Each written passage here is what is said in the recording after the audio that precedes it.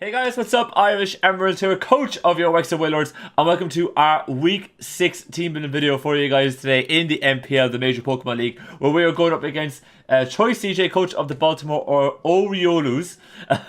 That's always a bit of a tongue twister. If you guys haven't checked CJ out, definitely do so. Link to his channel and all the other coaches and MPL content it will be in the description down below. If you guys don't know CJ, he is the current UBL champion. So if you guys know, that's the other league that I am in on this channel. I was there trying to figure out, how do I say this? What is going on with you, Irish? But anyways, but he is actually reigning champion in that league. So definitely got the skills to be able to pull off big wins and win big matches and win big leagues. So definitely going to be a very tough opponent for us this week. We're currently coming in 3-2, very good position because we're actually past halfway point in the season. Only 4 more matches left. I feel like if we get at least 2 more wins, we're going to be in playoffs potentially. If we can get 3 more, we're guaranteed it, I feel like. So hopefully with these last remaining weeks, we're going to be able to push on and get those W's, and we'll see what happens. But unfortunately, CJ is going to be a very tough matchup for this week. For us this week, you can see his team above me now. He's got Tapu Koko, Gliscor, Infernape. Tapu Koko is the Z captain, by the way. Mega Blastoise, Cresselia, Alolan Muck, Accelgor, Empoleon, Piloswine, Sceptile, and Alolan Raichu. So he's got an awful lot of really big offense here. He's got Tapu Koko, Infernape. You dare to be able to be very offensive. Alolan Raichu with the Surge Surfer is a really big threat because there's nothing that outspeeds it. So that's a big issue. Gliscor, can be has got a lot of really got a massive amount of bulk to it. Cresselia is got always nightmare to kind of deal with that. It literally is absolute nightmare. And Mega Blastoise can kind of hit hard as well, and he's got access to hazard stacking on top of all that. So he's got a very, very threatening team. And Infernape is an absolute nightmare to deal with. The fact he's got Coco and Infernape means that he's got what's the word? He's got the coverage to be able to deal with our team very, very nicely. But hopefully with our team this week, we'll be able to kind of match and beat him. And this is what we're rocking out with. So we are starting off with a Choice Band Victini. I haven't brought Choice Band yet, and it just hasn't been needed. But this week we do need extra firepower. Choice Band V Crate pretty much. He's got no switching to it. No one wants to switch into a Choice Band V Crate, and that is absolutely fantastic. You're probably wondering why we're actually running Choice Band. Mainly it's because he's got a Alolan Muck that could come in and trap us if it's at full health. Now, Alolan Muck is not the switching, but someone goes down, one of our mons goes down, or one of CJ's mons goes down, he brings a Alolan Muck, we're Pursuit Trap, we're after clicking V Crate, so we're already in -1 defense, so Pursuit is going to kill us. But if we have V Crate and we're banded, and he comes in on rocks and he's like at 80% or whatever, he's dead. He's guaranteed to be knocked out. So having that firepower behind us means Alolan Muck is not actually a revenge killer for us because they can Pursuit Trap us. It means that we can just go click V Crit again, knock Alolan Muck out, and we've just picked up 2 kills there, and we can keep Victini in the back and let out Victini do something else later on in the game. So that's the idea behind it. We're going to V Crate, Bow Strike, and U-Turn as our main offensive moves with Trick as well. So the Trick is really for having to deal with Cresselia late game. If Cresselia is going to be a problem for us, we can Trick and get our put a Choice Band on Cresselia. Cresselia then becomes absolutely null and void, can't do anything to us. We can just lock into a move, play around it, and eventually just beat it. So being able to get Trick the Cresselia would be huge. We have Bow Strike then for Blastoise, and U-Turn just to Blastoise essentially, and a U-Turn to be able to get a nice little bit of pivot action going on, and to get good damage. We have no speed to outspeed, max speed Gliscor, 252 then into attack, and 32 into HP just to round everything off. After we're bringing Among Us Mushroom our Among Us with Sludge Bomb, Stomp Tantrum, Hidden Power Ice, and Giga Drain. 252 HP, 172 in Split F, and 8 for defense. This mod can kind of pivot in and out very nicely across this whole team, and just get a nice little bit of chip on him constantly, which is absolutely fantastic. We're able to kind of come in on Empoleon brilliantly the whole time, which is great. We're able to come in on Gliscor a little bit. We're able to come in on we don't really want to come in on Alolan Muck because it can knock off our Black Sludge or whatever, so we don't really want to do that.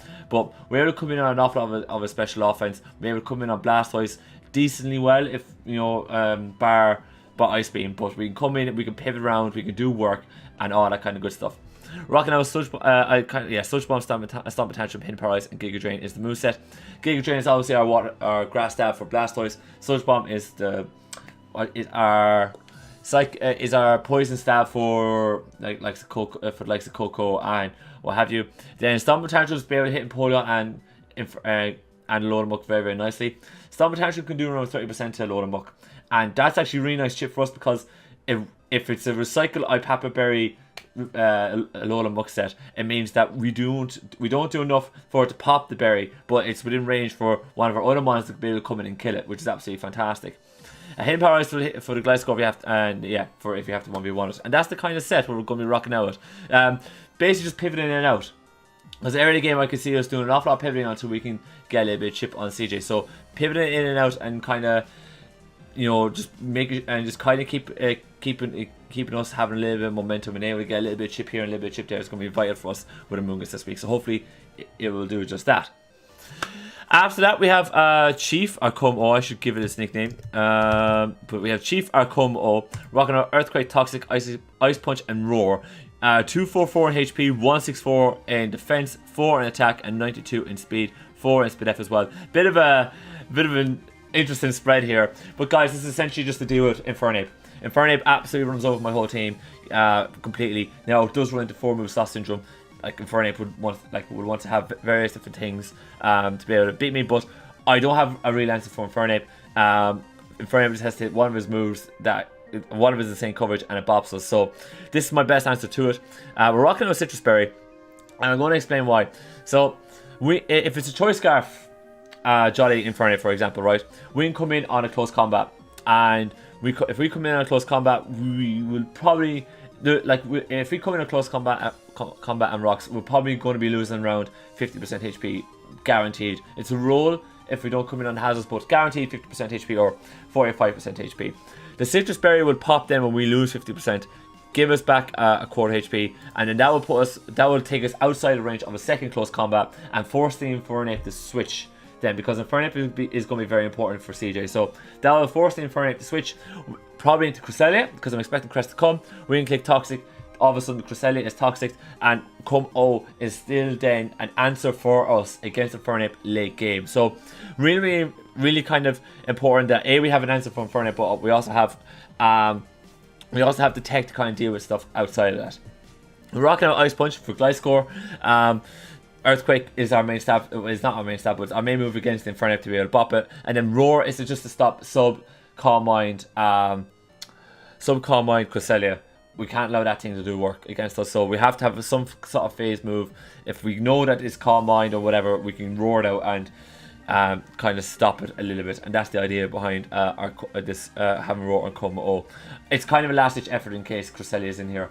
95 times out of 10, 9 times out of 10 I do not want to click. I want to switch out, sack something else, because I need Cum-O until Infernape is gone. That's the idea behind it.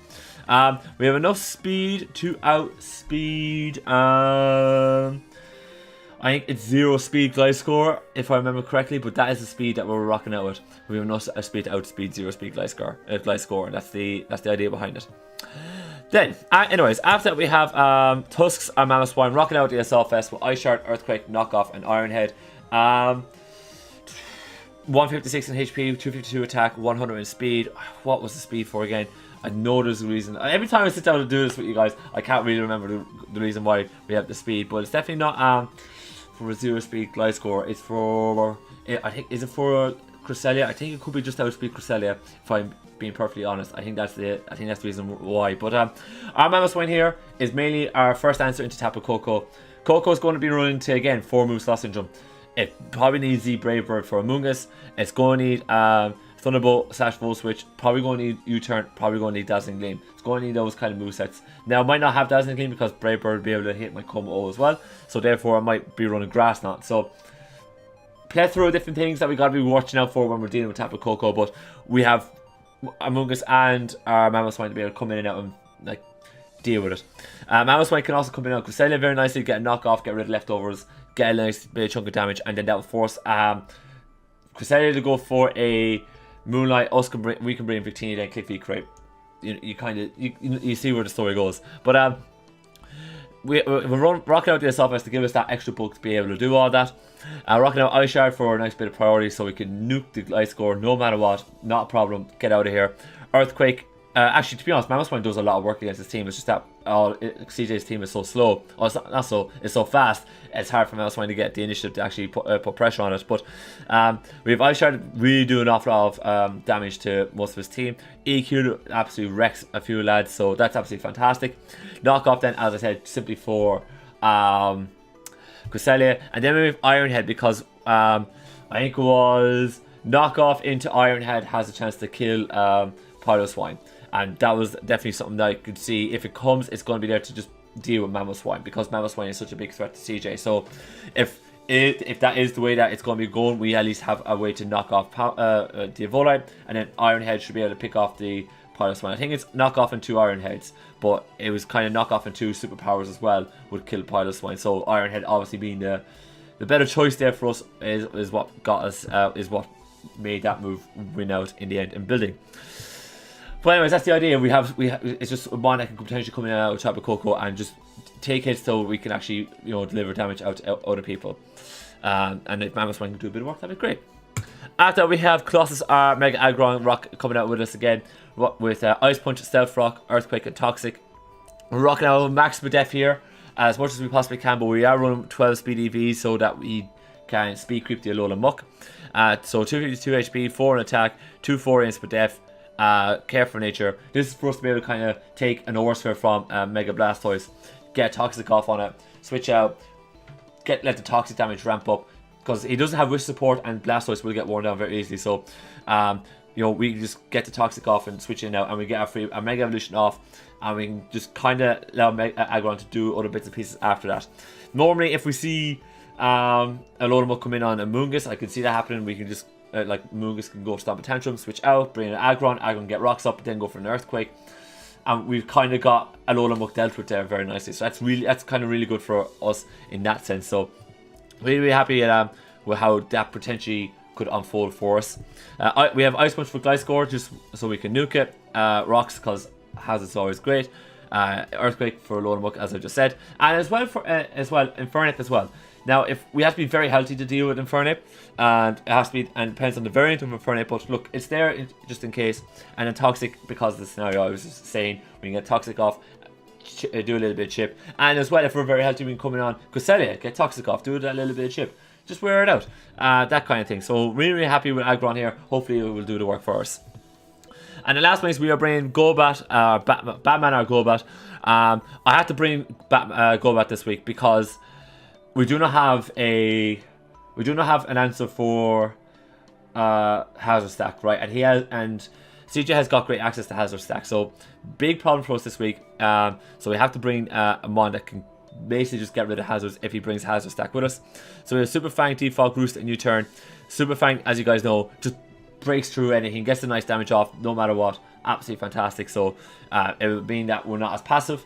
Defog to get rid of hazards, Roost so we get reliable recovery. Then U-Turn then is just so we can get a little bit of pivot action going on. Give us a little bit of momentum. Give us a way to bring in Victini, kick that V crate, all that kind of good stuff. So Rocket out 244 HP, 252 defense. Like we're going max Fizz Def here because if I'm being honest, guys, it's also another answer for Infernape. If Infernape comes in, like Infernape is a problem and Como is knock it around. Or is a bit low, then Golbat can be our answer. We can just go in with Golbat. If he's gone close combat or if he's gone Flare Blitz, we can just go Super Fang on when he switches out. Just get 50% on something. Go for U-Turn. We'll get momentum back against Infernape when we go with Golbat. Now, obviously, not great matchup here for Golbat because Coco's not lying around and a couple of other bits and pieces like Raichu, what have you. But Golbat has a better matchup than Xatu here for us to be able to clear hazards off our side of the field. So that's the reason why we're running that. And we're running Infiltrator in case he has like a sub Cresselia set. I'm not allowing that to happen. I'm just going to click Super Fang on it if he's behind a sub or U-Turn or something like that, just so I can get a little bit of chip damage on it. It could be the thing that makes or breaks having to deal with Cresselia and all that kind of fun stuff. Some of you guys are probably wondering, Irish, why are you not bringing Greninja here? And honestly, I really wanted to bring Greninja here because Greninja would deal with the Cresselia problem, but who do you take out? That was the big question. But after I built this team, I knew Cresselia was going to be an issue for it, but I was like, I can't take out Mamoswine or Mungus because Coco's the coverage. I need both mons to deal with it. Same for Golbat and Como. I need both mons to potentially deal with Infernape. I need the hazard removal for a Selgor. Mamoswine runs over his whole team. Choice Band Victini runs over his whole team.